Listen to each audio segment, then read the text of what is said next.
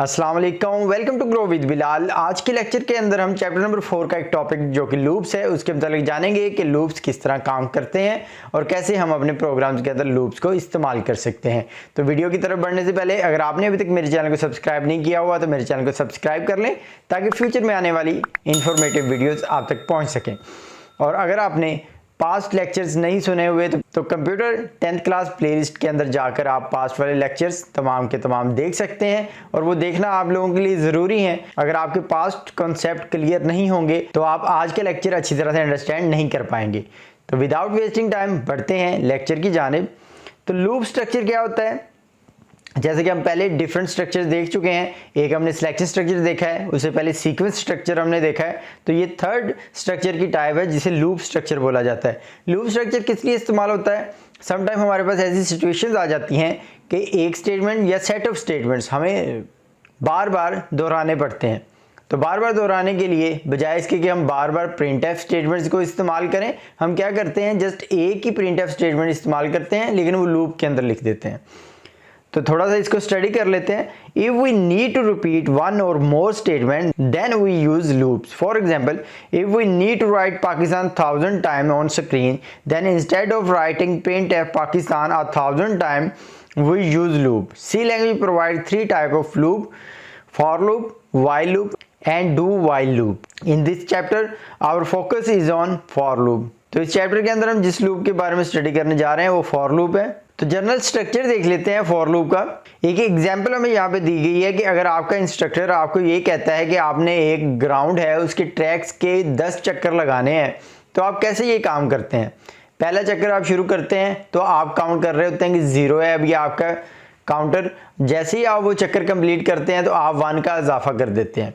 इस तरह नेक्स्ट चक्कर आप काटेंगे तो आप 1 का मज़ीद इजाफा करेंगे और आपके चक्करों की तादाद 2 हो जाएगी। इस तरह आप वो चक्कर जो हैं या राउंड्स जो हैं उनको कंप्लीट करते जाएंगे अनटिल आपके 10 चक्कर मुकम्मल ना हो जाए। वही प्रोसीजर हम लूप्स के अंदर इस्तेमाल करते हैं। लूप के अंदर भी एक काउंटर रखा जाता है, उस काउंटर को हर बार स्टेटमेंट एग्जीक्यूट करने के बाद चेंज किया जाता है और इस तरह एक ख़ास हद तक जब वो काउंटर हमारा पहुंच जाता है तो हम वहाँ पे लूप को क्लोज करवा देते हैं या उन स्टेटमेंट्स के अंदर से बाहर निकल आते हैं। अगर जनरल स्ट्रक्चर की बात करें तो हमारे पास एक फॉर स्टेटमेंट होगी और उसके बाद ब्रेसेस हम इस्तेमाल करेंगे, स्मॉल ब्रेसेस, और उसके साथ हम इनिशियलाइजेशन करेंगे यानी कि एक वेरिएबल को इनिशियलाइज करवाया जाएगा। आइदर आप 0 वैल्यू रखते हैं या 1 रख देते हैं, ये डिपेंड कर रहा होता है आपकी सिचुएशन के ऊपर कि आपको कहाँ से लूप को स्टार्ट करना है। और उसके बाद एक कंडीशन लिखी जाती है जिसको वैल्यूएट किया जाता है और उसके भी आपके ऊपर लूप ने रिपीट होना होता है। और कंडीशन के बाद इंक्रीमेंट या डिक्रीमेंट, या तो आपने इजाफा करना होता है काउंटर के अंदर और या आपने कमी करनी होती है। दोनों तरफ से लूप को हम इस्तेमाल कर सकते हैं। उसके बाद आप ब्रैकेट्स का इस्तेमाल करते हैं।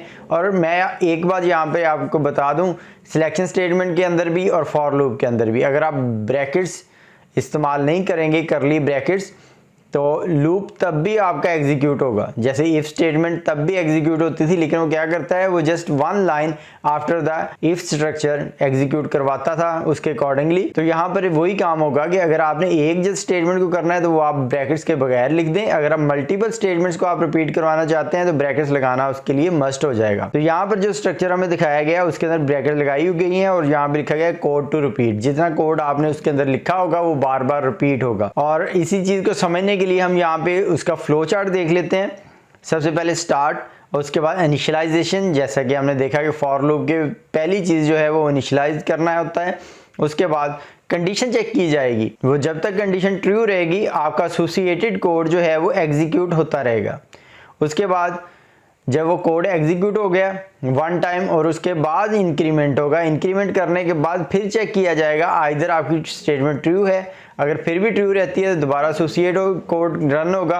अगर वो रॉन्ग हो जाती है, फॉल्स हो जाती है, तो आप वहाँ से बाहर निकल आएंगे और आपकी जो एग्जीक्यूशन है वो रोक दी जाएगी। फॉर एग्जांपल यहाँ पे एक प्रोग्राम है जो कि सिंपल सा प्रोग्राम है, उसके अंदर हमने फॉर लूप लगाया है, इनिशियलाइजेशन की है हमने आई को इक्वल्स टू 0, उसके बाद टर्मिनेटर साइन है और उसके बाद हमने लिखा है आई इज़ लेस देन 3। जब तक आई 3 से छोटा है तब तक ये लूप एग्जीक्यूट होगा और एक दफ़ा जब आपका कोड एग्जीक्यूट हो जाएगा तो आई में प्लस प्लस किया हुआ है, यानी कि आई में आपने इंक्रीमेंट किया हुआ है। एसोसिएटेड कोड के अंदर हमने ब्रैकेट्स लगाई हैं और ब्रैकेट लगाने के बाद हमने लिखा है प्रिंट एफ पाकिस्तान और /n डबल कोट्स लगा दी और क्लोज कर दी ब्रेस। तो इसको जब हम रन करेंगे तो ये क्या करेगा, स्क्रीन पे 3 दफ़ा पाकिस्तान को शो करेगा। होगा क्या, फर्स्ट टाइम जब आई की वैल्यू 0 है तो वो कंडीशन चेक होगी, जारी बात है 0 इज लेस देन 3, तो पाकिस्तान एक दफ़ा स्क्रीन के ऊपर प्रिंट हो गया। प्रिंट होने के बाद दोबारा जब ये लूप एग्जीक्यूट होगा तो इंक्रीमेंट हो चुका है। अब आई की वैल्यू 0 की बजाय 1 हो चुकी है। जब 0 की बजाय 1 हो गई है तो अब दोबारा कंपैरिजन चेक होगा, 1 is less then 3, 1 is less then 3, चूंकि ये एक ट्रू वैल्यू है तो दोबारा दूसरी दफ़ा भी पाकिस्तान प्रिंट हो जाएगा। फिर जब दूसरी दफ़ा प्रिंट होगा तो आई की वैल्यू में एक और इजाफा हो गया। अब आई की वैल्यू 1 से चेंज हो जाएगी 2। अब 2 इज लेस देन 3 जो कि ट्रू स्टेटमेंट है और पाकिस्तान प्रिंट हो जाएगा। इस तरह 3 दफ़ा पाकिस्तान स्क्रीन के ऊपर प्रिंट हो जाएगा। प्रिंट होने के बाद अब जब चेक किया जाएगा आई की वैल्यू हो चुकी है 3, तो 3 इज लेस देन 3, जब ये कंडीशन एवेल्युएट होगी तो इसका आंसर आएगा फॉल्स। जब फॉल्स आंसर आएगा तो लूप हमारा वर्क करना बंद कर देगा। इसी चीज को हम कोड ब्लॉक के अंदर रन करके देख लेते हैं। सेम कोड मैंने ऑलरेडी लिखा हुआ है। तो यहाँ पे आप देख रहे हैं कि मैंने करली ब्रेसेस नहीं लगाई हुई, क्योंकि जस्ट लाइन ऑफ कोड हमारे पास 1 है। जब 1 से ज्यादा लाइन ऑफ कोड हो तो ब्रेसेस लगाना जरूरी हो जाती है फॉर लूप के बाद। हम इस कोड को एग्जीक्यूट कर लेते हैं जी। कोड हमारा सक्सेसफुली कंपाइल हो चुका है। उसके बाद हम इसको रन करने लगे हैं जी। तो रन करने के बाद हमारे पास स्क्रीन के ऊपर जो आउटपुट आ रही है वो पाकिस्तान 3 दफ़ा स्क्रीन के ऊपर प्रिंट हो चुका है। तो यही चीज़ हम देखना चाहते थे कि लूप हमारे कैसे काम करते हैं। तो आपने देखा कि इसने 3 दफ़ा प्रिंट एफ स्टेटमेंट के अंदर लिखी हुई चीज़ को रिपीट किया है। तो हम इसको क्लोज कर देते हैं और इसी आउटपुट को हम चेंज कर सकते हैं। अगर हम 30 टाइम्स दिखाना चाहें तो जहाँ पे आई इज़ लेस देन 3 हमने लिखा है वहाँ पे हम आई इज़ लेस देन 13 कर देंगे। दोबारा प्रोग्राम को कंपाइल करते हैं और रन करते हैं जी। अब स्क्रीन के ऊपर हमारे पास 30 टाइम्स पाकिस्तान प्रिंट हुआ शो हो रहा है। तो इस तरह आप एक ही प्रिंट एफ स्टेटमेंट को इस्तेमाल करते हुए मल्टीपल टाइम्स रिपीट करवा सकते हैं और ये करने के लिए आप फॉर लूप का इस्तेमाल कर सकते हैं, जैसा कि आपको बताया गया है सिंटैक्स के अंदर। अब नेक्स्ट प्रोग्राम को बना के देख लेते हैं ताकि बेटर अंडरस्टैंडिंग हो सके। Write a program that display the value from 1 to 10। 1 to 10 तक आप वैल्यूज प्रिंट करवाना चाहते हैं। सेम उसी तरह कोड है हमारे पास, उसी कोड को हम चेंज कर लेते हैं। जहाँ पे हमारे पास 0 है, 0 को हम चेंज कर देते हैं 1 के साथ, क्योंकि हम 1 से 10 शो करवाना चाह रहे हैं। अब यहाँ पे क्योंकि 1 से लेके 10 तक हमने शो करवाना है, इसलिए हम 1 से शुरू करेंगे और i is less than equals to 10। जब तक आई की वैल्यू 10 के बराबर है तब तक ये कोड हमारा रिपीट हो। और जहाँ पे हमने पाकिस्तान लिखा है यहाँ पे हम %d लिख देंगे और उसके बाद हम कॉमा लगाएंगे और आई की जो भी वैल्यू हो वो स्क्रीन के ऊपर प्रिंट हो जाए। प्रोग्राम को कंपाइल कर लेंगे और उसके बाद इसको रन करते हैं। तो आपने देखा कि स्क्रीन के ऊपर 1 से लेके 10 तक नंबर शो हो चुके हैं। तो अगर आप 100 तक शो करना चाहें तो यहाँ पे आपने 10 लिखा है, वहाँ पे आप 100 लिख दें।